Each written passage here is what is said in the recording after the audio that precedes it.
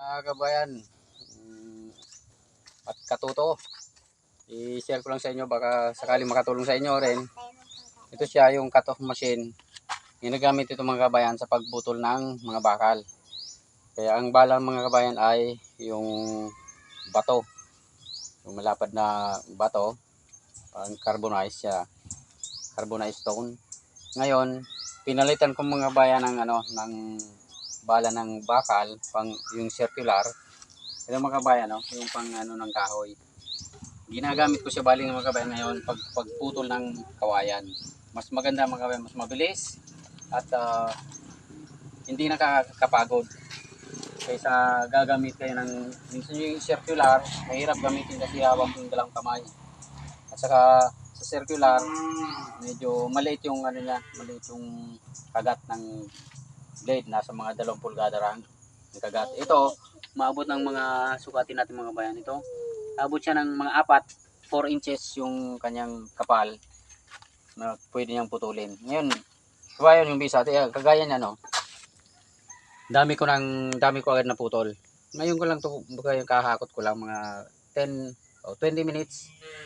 Kahakot ko lang ngayon, ayan.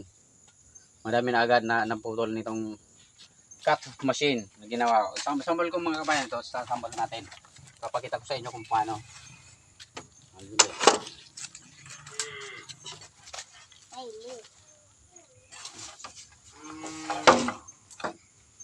Alis na dyan. Alis kayo. Alis kayo, dali. Yan. Dali. Yan. Oops. Naku. Kuno lang muna. Yan, para mabilis tayo. Alis dyan. Alis pa yun. Hey! So, sinusukat-sukat mga kabayan para alis. Magkakaparehas yung haba niya. Kung may sukatan, kung yan. Alisin niya, Fame. Ganito mga kabayan.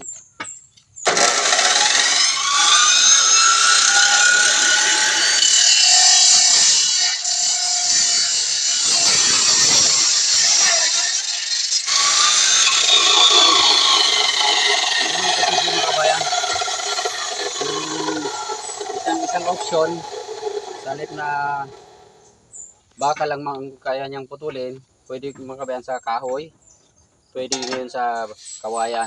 O yan mga kabayan, binigyan ko lang kayo ng ideya yun para magkaroon ng sa inyo, makatulong sa idea nito kung sakaling magkakating kayo ng mga kawayan, mabilis at hindi nakakapagod. So yan mga kabayan, so kung bago pa lang kayo sa aking channel, marami na akong na-upload na mga videos mga kabayan, tutorial yung iba, at marami pa akong i-upload. Actually, medyo nabibisi lang tayo, medyo naanong tayo ngayon sa pag-video, medyo madalang, kumbaga. So ngayon, umpisan ulit natin. So mga kabayan, kung bago lang kayo sa aking channel, mag-subscribe. At mayroon pa akong isang video na papakita sa inyo na kinakailangan talagang i-share nyo. Kabayan, ito. Lang to, simpleng kaisipan, simpleng idea, pero malaking tulong to. Alam ko malaking tulong to mga kabayan. Salamat sa inyo mga kabayan. So, kita-kits ulit sa mga susunod na video ko. Salamat.